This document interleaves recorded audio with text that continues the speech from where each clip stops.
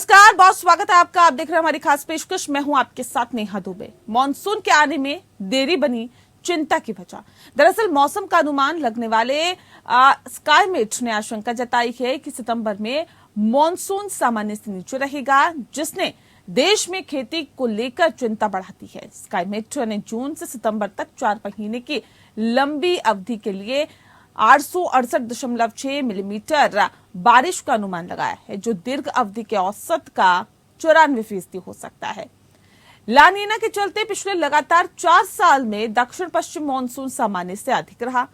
अब लानीना समाप्त हो गया है और अल नीनो के आसार बढ़ रहे हैं। मानसून के दौरान अल नीनो के प्रभावी रहने की आशंका है। स्काईमेट के मुताबिक अल नीनो की वापसी से मानसून के कमजोर पड़ने का अनुमान है। स्काईमेट ने अनुमान लगाया है कि देश के उत्तरी और मध्य भागों में बारिश के कम होने के आसार हैं। गुजरात, मध्य प्रदेश और इसी के साथ गुजरात की बात करें, मध्य प्रदेश की बात करें, महाराष्ट्र में जुलाई और अगस्त के मानसूनी महीने के दौरान बारिश में भारी कमी होने की आशंका जताई गई। स्काईमेट ने कहा है कि उत्तर भारत के कृषि क्षेत्र पंजाब, हरियाणा, राजस्थान और उत्तर प्रदेश में सीजन की दूसरी छमाही में सामान्य से कम बारिश होने का अनुमान है। अल नीनो और ला नीना प्रशांत महासागर में जलवायु पैटर्न है, जो कि दुनिया भर के मौसम को प्रभावित कर सकते हैं। अल नीनो, ला नीना की घटनाएं औसतन हर 2 से 7 साल में होती है। बता दें आपको, लेकिन अमेरिकी सरकार की नेशनल ओशन सर्विस के अनुसार वे नियमित समय पर नहीं होती। एल नीनो एक जलवायु पैटर्न है। यहाँ पर भू मध्य रेखीय प्रशांत महासागर में सतह के पानी का असामान्य रूप से गर्म होना है। भारत मौसम विज्ञान विभाग IMD ने अभी तक मॉनसून के पूर्वानुमान को जारी किया नहीं है। ऐसे में इस गर्मी में तापमान के सामान्य से ऊपर रहने का अनुमान है। किसान आमतौर पर 1 जून से गर्मियों में बोई जाने वाली फसलों की बुआई शुरू करते हैं। जब मानसूनी बारिश आमतौर पर भारत पहुंचती है, रोपाई अगस्त की शुरुआत तक जारी रहती है। सामान्य से कम मानसून देश में ऐसे समय में खाद्य उत्पादन को नुकसान पहुंचा सकता है, जबकि दूसरी ओर मार्च में हुई बेमौसम बारिश से रबी फसल के उत्पादन पर असर पड़ने की आशंका है। RBI द्वारा मुद्रास्फीति को लेकर जताई गई अनिश्चितता को देखते हुए खाद्य मुद्रास्फीति के खतरे भी बढ़ सकते हैं। विशेषज्ञों के मुताबिक कमजोर घरेलू मांग के कारण निकट अवधि में कोर मुद्रास्फीति के स्तर 6% से ऊपर होने के आसार है। साथ ही चालू वर्ष के मानसून की कमी का भारी असर भी पड़ेगा।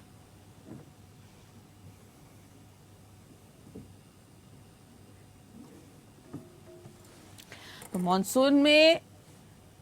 मानसून के आने में देरी जो है वो चिंतक का सबब बनती हुई दिखाई दे रही है। बता दें आपको कि साल 2023 सामान्य से कम होगी बारिश। खेती को लेकर चिंताएं बढ़ गई है।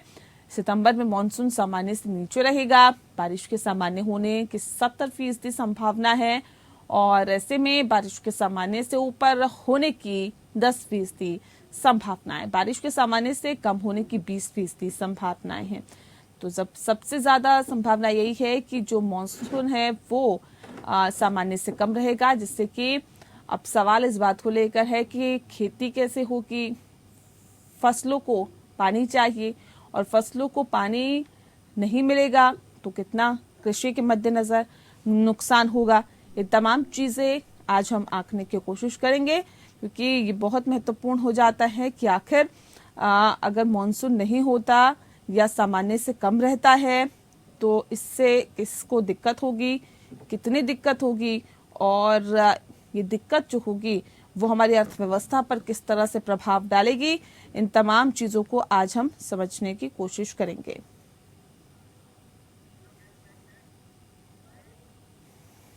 और इस विषय पे तफसील से चर्चा करेंगे। खास मेहमान हमारे साथ मौजूद है, उनसे आपका परिचय करा देते हैं। इस वक्त हमारे साथ मनीष भारती जी हैं, मृदा एक्सपर्ट हैं, बहुत स्वागत है आपका। लक्ष्मण सिंह राठौर जी इस वक्त हमारे साथ है, मौसम वैज्ञानिक है, आपका बहुत स्वागत है। कल्याण रावत जी इस वक्त हमारे साथ है, पर्यावरणविद है, आपका भी बहुत स्वागत है। इस खास कार्यक्रम की शुरुआत हम करते हैं लक्ष्मण सिंह जी से।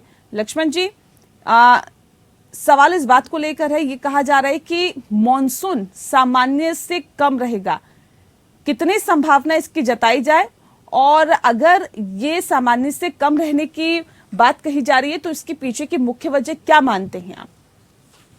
देखिए, जहां तक पूर्वानुमान जो भारत मौसम विज्ञान विभाग ने दिया वो सामान्य की रेंज में है, लेकिन 96% के करीब है। पहले तो ये समझना होगा, और दूसरा अभी ये भी समझना होगा कि कृषि के संदर्भ में अगर देखें तो गुणात्मक दृष्टि से पूरे सीजन के दौरान जो पानी गिरता है वो महत्वपूर्ण है, अवश्य महत्वपूर्ण है, लेकिन ये अलबत्ता ये भी महत्वपूर्ण होता है कि उसका डिस्ट्रीब्यूशन कैसे होता है। और अगर इस मॉनसून 2023 के परिप्रेक्ष्य में अगर हम बात करें तो अभी तक जो बारिश मॉनसून के पूर्व की बारिश है उसको देखें तो बड़े भूभाग पर प्री मॉनसून रेनफॉल बहुत, उसका डिस्ट्रीब्यूशन बहुत अच्छा है। नतीजतन जो इस वक्त मोटे अनाज की बुआई है, तिलहन की बुआई है या कपास की बुआई है, वो काफी अच्छी मात्रा में चल रही है। क्योंकि खरीफ की फसल में धान की फसल प्रमुख होती है, और धान की फसल उसकी नर्सरी का तैयार करने का जो समय है अलग अलग प्रांतों में अलग अलग है। और उसकी अभी जो मैं जितना समझ पाया हूँ आंकड़ों के माध्यम से, अभी जो नर्सरी का रेजिंग हुआ है वो बहुत ठीक हो रहा है, उसमें कोई बाधा नहीं है। और अगर ठेठ उत्तर भारत की बात करें, जो इंडो गंगेटिक प्लेन है जहाँ की धान बहुतायत में होता है, वहां पर चूंकि प्री मानसून रेंज बहुत अच्छी है तो नर्सरी के रेंज में या कपास की फसल जो पंजाब हरियाणा राजस्थान में लेते हैं, इनको बड़ा लाभ मिला है इस बारिश से। गन्ने को भी बहुत लाभ मिला है। तो अभी चिंता करने जैसी कोई बात नहीं है। इस वक्त यही कहा जाए, अब मानसून ने केरल पर दस्तक दे दी है आज 8 तारीख को, और आगे भी चूंकि अब ये हालांकि अरब सागर में चक्रवात बना हुआ है जिसके कि उत्तर पश्चिम की तरफ बढ़ रहा है, लेकिन अरब सागर बहुत सक्रिय है और उसके चलते जो आकलन किया जा रहा है कि मानसून की जो आगे बढ़ने की गति है वो ठीक ही होगी। तो उसके चलते मैं नहीं समझता कि इस वक्त कोई चिंता करने की कृषि के परिप्रेक्ष्य में कोई कारण बनता है। जी ठीक है मनीष जी, आपका मैं रुक कर लेती हूँ। सवाल इस बात को लेकर है कि इस वक्त अगर हम कृषि के लिहाज से समझे तो जाहिर तौर पर किस तरह से इसे आप देखेंगे कि इस वक्त जब मॉनसून की जरूरत होती है फसलों को बेहतर करने के लिए, तो क्या लगता है अगर सामान्य से कम बारिश होगी तो कृषि के मद्देनजर किसानों को नुकसान हो सकता है क्या? मनीष जी,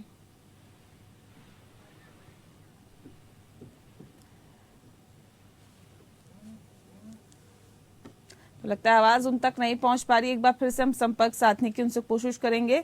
कल्याण जी इस वक्त हमारे साथ लगातार बने हुए हैं। कल्याण जी, आपका रुख कर लेते हैं। सवाल ये भी उठता है कि आखिर मौसम में इतना परिवर्तन अगर हम देखें कि सामान्य से कम मॉनसून का अनुमान लगाया जा रहा है, स्काई में ठीक कह रहा है कि सामान्य से कम जो बारिश है वो होगी। अब ऐसे में सामान्य से कम बारिश होना जाहिर तौर पर ये इंडिकेट कर रहा है कि कृषि के मद्देनजर नुकसान हो सकता है किसानों को, लेकिन मौसम में ये बदलाव की वजह आप क्या समझते हैं? नहीं, जो मौसम में जो बदलाव आ रहा है ये तो जलवायु परिवर्तन का ही कारण दिखाई दे रहा है। हाँ। क्योंकि इस समय उत्तराखंड में जिस तरह से मौसम के हालात हैं ये बड़ी चिंतनीय हैं, क्योंकि इस समय अधिकतर पहाड़ियां थोड़ा बर्फ से खाली हो जाती थी, लेकिन लगातार बर्फबारी होने से ये हिमालय पूरा इस समय बर्फ से ढका हुआ है। जहाँ की आप देख रहे होंगे 4 धाम यात्रा भी लगातार प्रभावित हो रही है और लगातार ये वर्षा हो रही है। इसकी खेती पर हमारे पहाड़ में अभी गेहूं कटा नहीं है और उस गेहूं को रखने के लिए अनुकूल वातावरण नहीं मिल पा रहा है। तो ये बहुत बड़ा जलवायु परिवर्तन का कारण लोग देख रहे हैं कि ऐसे समय में जब मई में उत्तराखंड में एक बसंत जैसा मौसम होता था, लोग गर्मी से निजात पाने के लिए पहाड़ों की तरफ आते थे। इस समय पहाड़ों में इतनी ठंड बढ़ गई है कि लोग अपने गर्म कपड़ों को निकाल करके बैठे हुए हैं। दूसरी तरफ जो ये जलवायु परिवर्तन का जो कारण दिखाई दे रहा है, ये अभी हमें जिस समय बारिश चाहिए थी उसमें बारिश नहीं हुई, लेकिन अब इस तरह की बारिश जिसमें हमें अभी बारिश की जरूरत नहीं थी, ये केवल जंगलों के लिए अच्छा हो रहा है। जंगलों पे जो आग नहीं लग रही है, ये इस पर ये बरसात जो है ये मेहरबान है, लेकिन वैसे हमारे आम जनता के लिए अब जून के बाद जो जुलाई का मौसम आता है, तब हमारी कृषि शुरू होती है, तब हमें बारिश की जरूरत होती है। लेकिन जैसे मौसम विभाग कह रहा है कि इस बार मौसम सामान्य से कम रहेगा या मानसून कम रहेगा, तो ये बड़ा चिंतनीय विषय है, क्योंकि हमारे पहाड़ में सारी खेती मानसून पर निर्भर करती है। अगर मानसून सही नहीं रहा तो फिर हमारे पहाड़ में खेती की स्थिति खराब हो जाएगी। हमारे पास जो पानी के संसाधन ज्यादा नहीं है, हमारे यहाँ जो बारिश होगी वही से हम खेती करते हैं, और इसी बार जो है हमारा जो बरसात कालीन क्षेत्र में हम 12 प्रकार के अनाजों को तैयार करते हैं। तो ऐसे स्थिति में हमें बारिश की जरूरत होती है। मानसून हमारे लिए अच्छा होता है तो हम हमारे खेत लहलहाते हैं, खुशी होती है कि हमारे पास इसमें वर्षा का भंडार है। लेकिन अगर मानसून नहीं आएंगे तो हमारे वैसे ही हम पानी के स्रोतों के सूखने से हम परेशान हैं, और अगर बारिश नहीं आएगी तो उसके कारण और परेशानियां हमारी बढ़ जाएंगी। अगर बारिश नहीं आएगी या बारिश कम होगी तो समस्याएं बढ़ेगी। मनीष जी, आवाज मिल पा रही है आपको?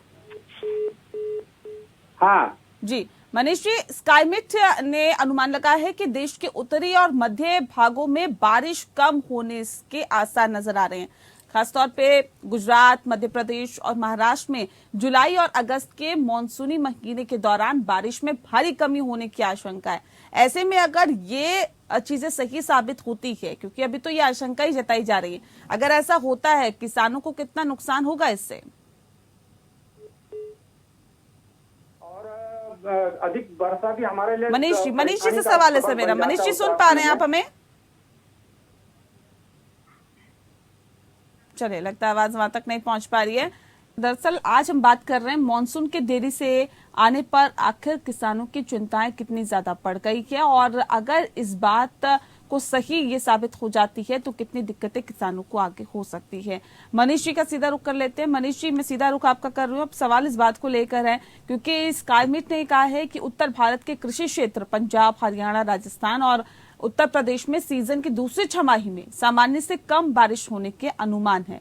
हालांकि ये अनुमान लगाया जा रहा है, लेकिन अब ऐसे में अगर ये सही और सटीक बैठता है तो दिक्कतें कितनी बढ़ सकती है किसानों की?